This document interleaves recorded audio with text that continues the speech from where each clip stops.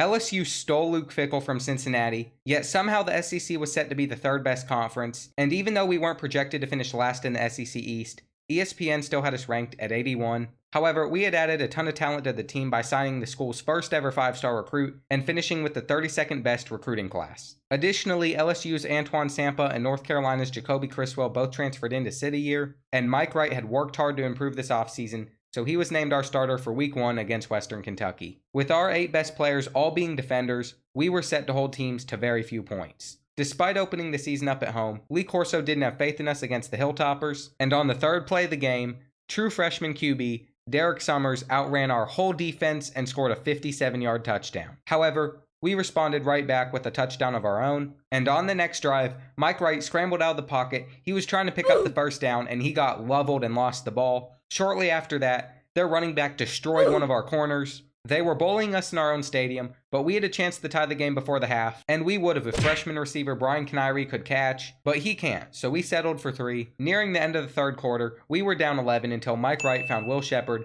with this beautiful, beautiful deep ball, and after holding Western Kentucky to 3, we had a chance to tie up the game, and we did so on this beautiful dot to running back Ramen Davis. With 20 seconds left, we set up to kick the game-winning field goal, and as time expired, freshman kicker Joe Samuel got us the win. Unfortunately, in Week 2, we were taking on number 1 Alabama, and it was time to see if the squad was any match for Nick Saban and Bryce Young. What's the best way to put this? We weren't. They took a 28-point lead on this touchdown, and that's when Mike Wright took it personally. I didn't say he handled it well. I just said he took it personally. And after putting up one of the worst stat lines ever, he was seen crying while walking off the field. Week 3, we were traveling to College Station to take on number 12 Texas A&M, and after almost beating them there last season, I felt like we had a chance. After Mike Wright hit this tight window on the first play, I knew we were going to give the Aggies a fit. We took a 7-point lead, and then Ramen Davis broke this 27-yard run to put us up 14 on the Aggies. However, we struggled the rest of the half, and we lost our lead right before halftime on this touchdown throw. Our struggles continued into the third quarter, with Mike Wright missing very easy throws, and after we had such a strong start, we ended up getting blown out 42-14. It was rivalry week in the SEC, and despite Ole Miss starting 0-3, Lee Corso predicted they would beat us. On our first drive down the field, Mike Wright hooked up with freshman Brian Canary, and on the next drive, he found Will Shepard in the end zone. However, Ole Miss went right down the field and responded, and with less than 2 minutes left in the half, Mike Wright threw a bomb to freshman James Parker, and instead of kicking their 3 before the half, Ole Miss ran down the clock and tried to score 7 on us, but we stopped them short. We were going into halftime with a 14-point lead, but our offense was stagnant in the second half, so with 3 minutes left in the fourth,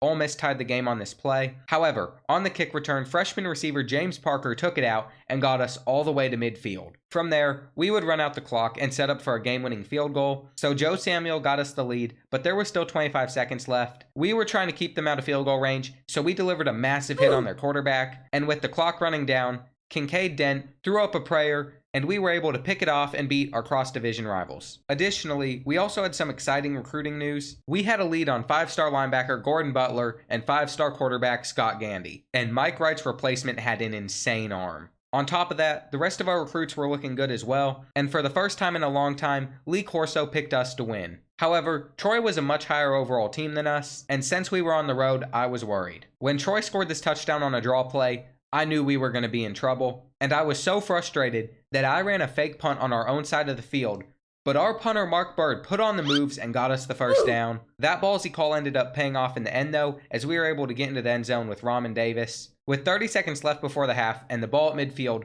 we threw up the ball to James Parker and he came down with it. However, we wasted the chance to score as our 281-pound tight end didn't get out of bounds. To start the second half, Mike Wright threw a beautiful ball to Devin Bodie Jr. for a 72-yard touchdown, and then midway through the third, he found Shepard in the back of the end zone to put us up 17. Mike Wright's solid game was enough to get us a 34-13 win, and in Week 6, we found ourselves against 1-3 Missouri. Lee Corso was picking us to win again, and it felt like this was the beginning to an era of a decent Vanderbilt football team. On the first play of the game, the freshman receiver pulled off this amazing play, caught the ball, spun, and got a few extra yards. Later on in the drive, Mike Wright couldn't find an open receiver, so he took off, and he found himself running all the way to the end zone. Near the end of the first quarter, he was able to find Devin Bodie Jr. for the touchdown, and then we were able to get into the end zone again and go into halftime with a 24-point lead. Picking up where he left off, Mike Wright started off the second half with this dot to Devin Bodie Jr. over the top of the defense, and then the play after that, he found him again for another touchdown. That was enough to get us our 4th win of the year, and Vanderbilt football was on the rise. Midway through the year, we were 3rd in the SEC East, yet we were still 65th in the country. Everything was on the line in our Week 7 home game against the Gators because I scheduled all of our recruits on a visit for this game.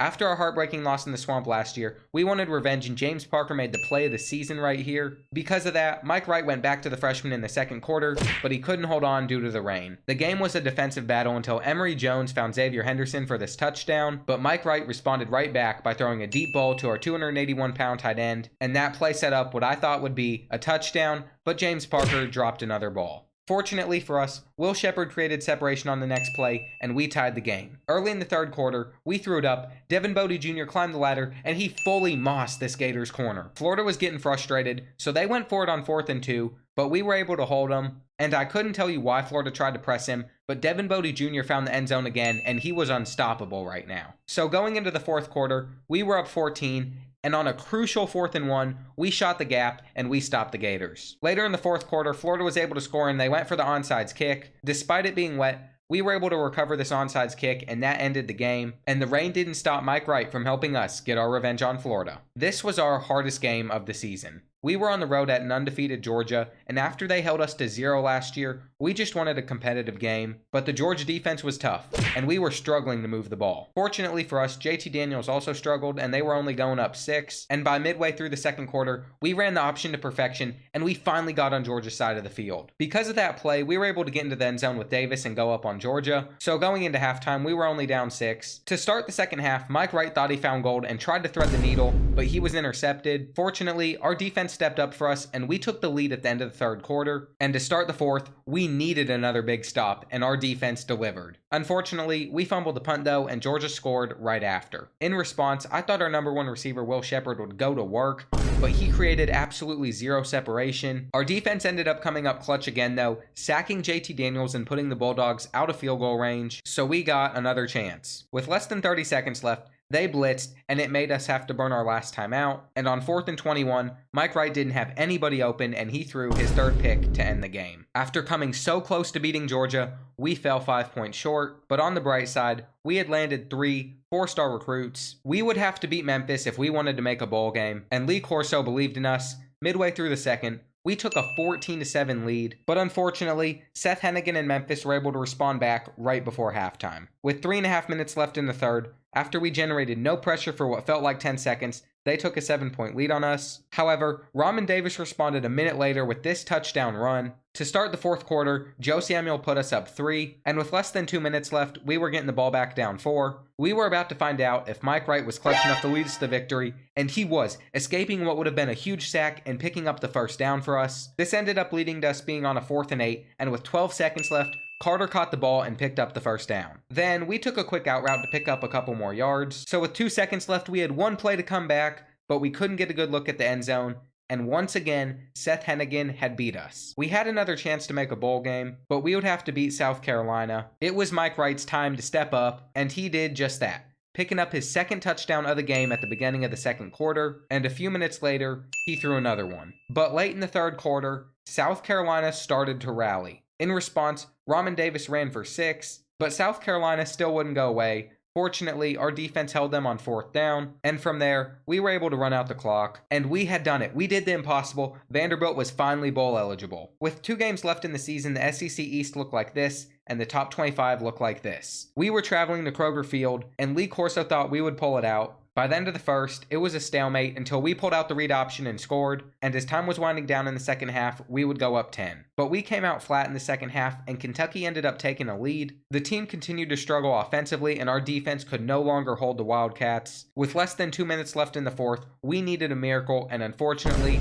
that miracle did not come. After Week 11's embarrassing collapse against Kentucky, we were taking on our biggest rivals in Knoxville. Our defense gave up an easy touchdown on Tennessee's first drive, and our offense wasn't able to find the back of the end zone until late in the second quarter. Despite that, we were only down 3 at the start of the second half, and we were able to tie the game up a couple minutes later. Midway through the third, we pulled off some trickery, and we took the lead over our rivals. However, the Volunteers tied the game up with 4 minutes left in the fourth. After Tennessee drove down the field and kicked 3, Mike Wright came out on the first play, and he found Devin Bodie Jr. for a 76-yard touchdown. Fortunately, our defense did its job after that, and we were able to force Joe Milton to fumble in the final seconds. We had beaten our rivals for the second season in a row. Take a look at all the studs we have coming in next season to help us elevate our level of play. Anyway, Travion Henderson won the Heisman, and we were playing Minnesota in the Music City Bowl. Our own Alex Williams won the Nagurski, putting up 23 tackles for loss and 10 sacks. Quarterback Mike Wright had had another average season, and we really didn't have a true number one wide receiver. Junior linebacker Anferni Orji led the defense, and it was time to win my first bowl game as a head coach. To start the game, Mike Wright threw it up in double coverage to the freshman, and he came down with it. On the next play, he took it in himself, and this could potentially be the last game Mike Wright ever starts for Vanderbilt,